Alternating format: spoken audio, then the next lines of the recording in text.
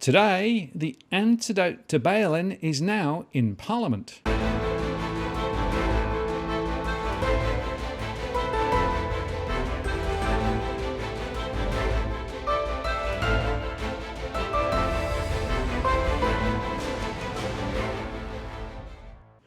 Hello again, it's Martin North from Digital Finance Analytics for today's post covering finance and prop news with a distinctively Australian flavour. Today I'm joined again by Robbie Barwick. Hi Robbie.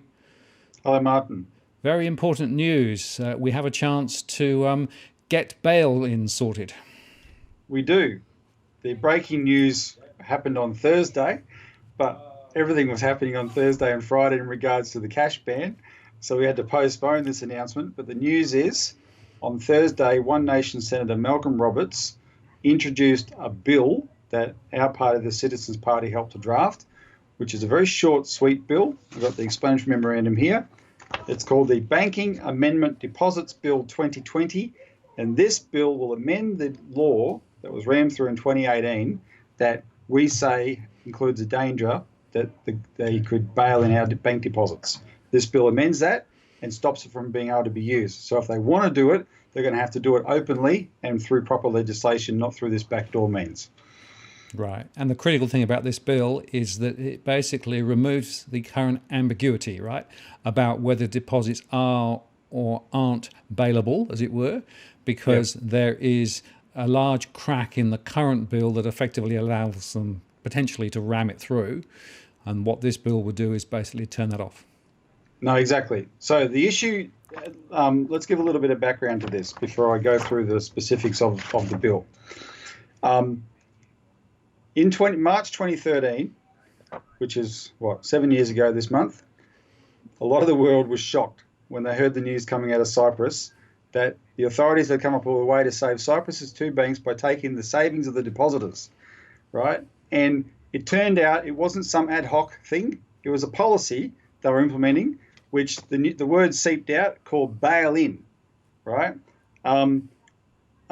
Once people started paying attention to this, the other thing that was a shock in March 2013 for a lot of people is to discover that we weren't depositors, we were actually unsecured creditors, right? Which is a technical accounting term, which even though it's true, does not reflect the relationship that the bank customer has with the bank in their mind. They put the money in out of trust. And you and John Adams did a very good show on this on your other channel. And I really urge people to watch that, this elaboration on what a depositor actually is. But this was a shock to people. And the system was taking advantage of that legal narrow definition to say, see, you're an unsecured creditor, we can take your money, right? Unsecured creditors should be aware of the risk they could lose their money. Now, our organisation, Martin, was very shocked by this occurrence because it was so clear that here was a way the system had come up with to save itself at the people's expense. And we'd been fighting since the global financial crisis for proper banking reform. It was clear what caused that crisis, namely, insane speculation, things like derivatives that you and I have talked about. No efforts to clean that up, right? Rein banks in, break them up through Glass-Steagall as we advocate, so that banks with deposits aren't allowed to speculate. No effort to do that. Instead, this outfit called the Financial Stability Board, which is headquartered at the Bank for International Settlements in Switzerland, which is known as the central bank of central banks, had cooked up this policy called bail-in. April 2013, a few weeks after the Cyprus bail-in, the Financial Stability Board produced a report. And that report was basically a status report for how a country's going in complying with this new bail-in system, because they expected all these countries to pass laws to comply with it. And that report revealed that they had announced this policy actually in 2011. Cyprus was the first chance to introduce, to implement it. And this April 2013 report revealed that bail-in legislation is in train, and they rattled off about 6 countries, one of which was Australia. And I can tell you from that moment on, that's where our organisation has made a bit of a name for itself in banging the drum on this, because we've been on the case ever since, trying to track down this legislation, etc. 2017, the government announces this law, right, this crisis resolution powers law. They rammed it through on Valentine's Day 2018. And in that law, there is a section which is very broadly worded, which basically says that conversion and write-off powers that were being given to APRA can apply to a certain type class of capital, AT1 and T2 capital, which covers what such instruments that are known as hybrid securities or bail-in bonds. And then it's added or any other instrument. And the language was so broad that we thought, no. That, if you let that kind of law stand, in a crisis, they'll take that loophole and drive a truck through it, right? And that's why we've been jumping up and down about this law. So officially where we're at is this: the government denies that law can be used to bail in deposits, and it denies that it will be used to bail in deposits. We say we like the way the government's denied that, by the way. You should see the letters they've written to constituents, the submissions they've made to parliamentary inquiries. It is so firmly worded. It is in black and white. It is clear cut. The government's denials, you could take them to the bank. The problem is they're not in the legislation. The legislation does not reflect that wording at all. And that's why we need to move this kind of an amendment to take that loophole in legislation and completely close it up. So it cannot do what the government says anyway they don't intend to do, but this legislation will make sure that it can't be used for that. Right, and there's a bit of history there because when that bill was put through a couple of years ago, there was an attempt to try and, at that point, make it much clearer that deposits weren't included. And basically, the Senate went round it, and the bill was passed despite the fact that there was an attempt to try and actually change the wording to make it tighter. I was there that day.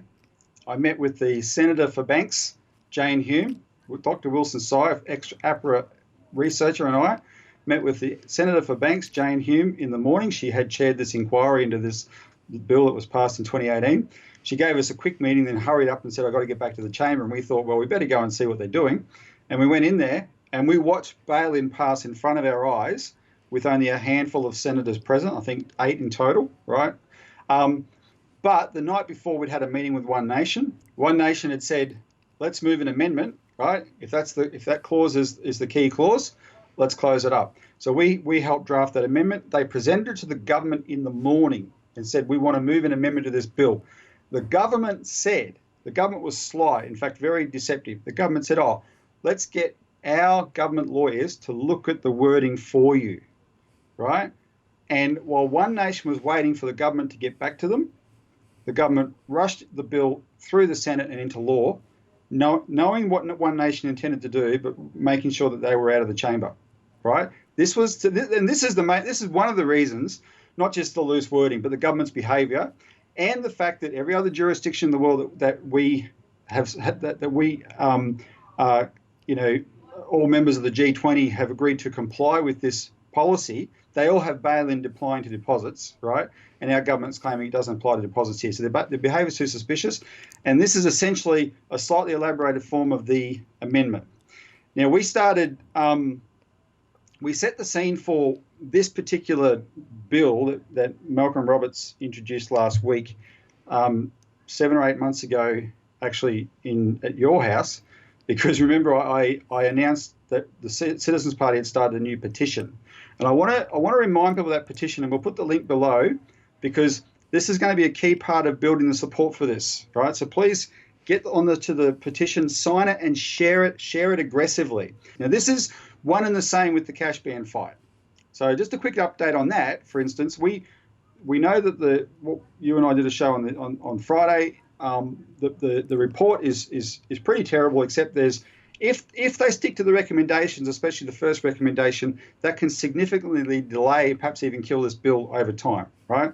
And we have to see what the government's response will be. And what we do know, the only thing I can say concretely this week is we know behind the scenes there's a lot of stuff going on, especially in the Liberal Party, I'm sure in the Labor Party, about what position they're going to take on that cash ban report with the recommendations.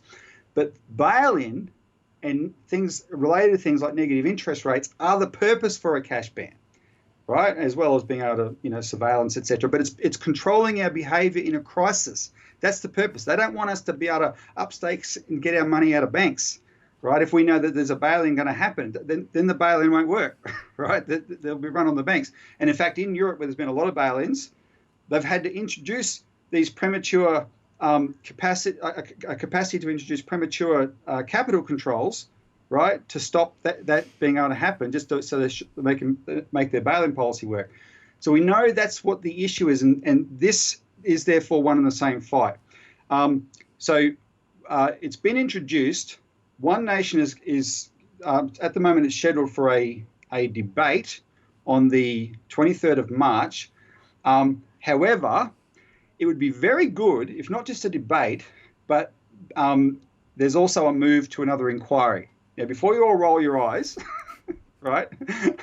I'm sure DFA viewers and Citizens Party Report viewers and walk that they're sick. Not another inquiry. You've got to appreciate just how much we're exposing how, sausages are getting made to the public here, right? And the disgust is politically useful, believe me. It's starting to build a case against these major party institutions. But in this case, one thing an inquiry could draw out is the rather unique work that you and John Adams did on this question of bail-in, and I'll let you speak to this, relating to how that clause can be used in a crisis if APRA gets the banks to change their terms and conditions. Yeah, well, there's a few things to say there, because of course we've shown that deposits are loans, so that means that basically it's not what you think. Right, the banks have your money. Secondly, we know that money can be translated into equity into the bank if, in fact, there's a crisis before the bank folds, which means that the $250,000 deposit insurance that the government runs is irrelevant, right? Yep. And then the third thing is the banks have quietly changed their terms and conditions to effectively allow huge flexibility around treating your deposit. So they don't need to give 30 days notice. Many of them now have effectively, we'll do whatever we need to. If we're told to do this, we'll do it, and you won't be able to sue us.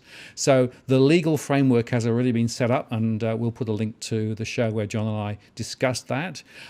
We've done quite a lot of work in the background here to lay the foundations to make it really, really clear that currently your deposits are not safe in the bank. And having been very heavily involved in the first inquiry into that first bail-in legislation, what you've just said there is new evidence. None of that was considered at the time. It hadn't occurred to people. There's a scenario where, in all realistically, Deutsche Bank could fold up on a Friday afternoon in Germany, because it's the Walking Dead anyway. That trigger a global crisis, but it's already past the closing time for banks in Australia, right? And APRA have the power to tell the banks, change your terms and conditions immediately to make it to allow a bail-in, and the bail-in be done before you wake up on Monday morning. That's the sort of scenario that is plausible, and we have to make sure that cannot happen. Because what the government will say about this law is it only their main excuse was, look, that law only applies to instruments that have bail-in in their terms and conditions.